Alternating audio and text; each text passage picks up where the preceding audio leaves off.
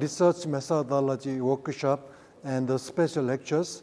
And we know that research is very crucial. Bugun biz tadqiqot metodologiyasi bo'yicha seminar va maxsus ma'ruzalarni o'tkazmoqdamiz. Ma'lumki, ilmiy tadqiqotlar iqtisodiyot va jamiyat taraqqiyotida nihoyatda muhim ahamiyat kasb etadi. 1960-yillarda Koreyada 10 qavatli binolarni qurish uchun zarur bo'lgan muhandislik salohiyati hali yetarli darajada shakllanmagan edi. Shu sababli 10 qavatli binolarni barpo etish uchun Filippindan muhandislik kompaniyasini Koreyaga taklif qilishga to'g'ri kelgan. Biroq yillar davomida universitetlar, qurilish kompaniyalari va muhandislik tashkilotlarida ilmiy ta'limiy salohiyat hamda amaliy ko'nikmalar izchil rivojlanib bordi.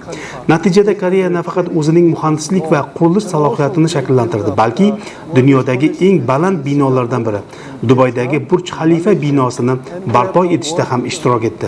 Balandligi 828 metr bo'lgan mazkur bino bugungi zamonaviy muhandislik, innovatsion texnologiyalar va ilmiy salohiyatning yorqin namunasidir. Bu misol bizga bir haqiqatni ko'rsatadi. Ilmiy tadqiqot, ta'lim va innovatsiyaga kiritilgan investitsiyalar uzoq muddatda mamlakatning iqtisodiy va texnologik taraqqiyoti uchun mustahkam poydevor bo'lib xizmat qiladi. Shuningdek, biz Singapur, Vyetnam va Malayziyada ham dunyodagi eng baland binolarni barpo etish loyihalarida ishtirok etganmiz. Koreyada esa hozirgi kunda dunyoda balandligi bo'yicha 5-o'rinda turadigan bino mavjud. Eng baland binolarni barpo etishda ilmiy tadqiqotlar va zamonaviy texnologiyalarning ahamiyati naqadar katta ekanini ana shunday misollar orqali yaqqol ko'rishimiz mumkin. Iqtisodiyotni barqaror rivojlantirish uchun bizga sifatli va amaliy natijaga yo'naltirilgan ilmiy tadqiqotlar mavjud. Bunday tadqiqotlar nafaqat iqtisodiy taraqqiyotni, balki bank tizimi, moliya sohasi va umuman jamiyat rivojini ham qo'llab-quvvatlaydi. Ayni paytda biz Bank Moliya akademiyasi bilan akademiyaning aql markazi oldida turgan ustuvor vazifalarni hamkorlikda amalga oshirishni maqsad qilganmiz.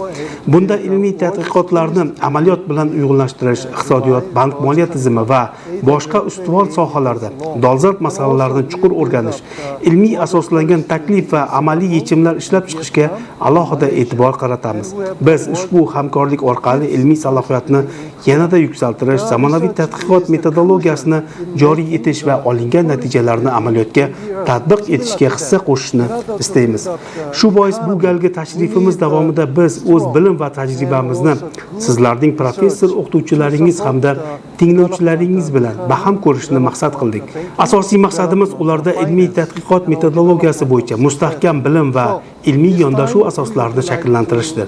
Ishonamizki, egallagan bilim va ko'nikmalar kelgusida sizlarning ilmiy tadqiqotlaringiz samaradorligini oshirishga, shuningdek O'zbekistonning turli sohalardagi, jumladan iqtisodiyot, bank moliya tizimi va jamiyat taraqqiyotiga munosib hissa qo'shishiga xizmat qiladi.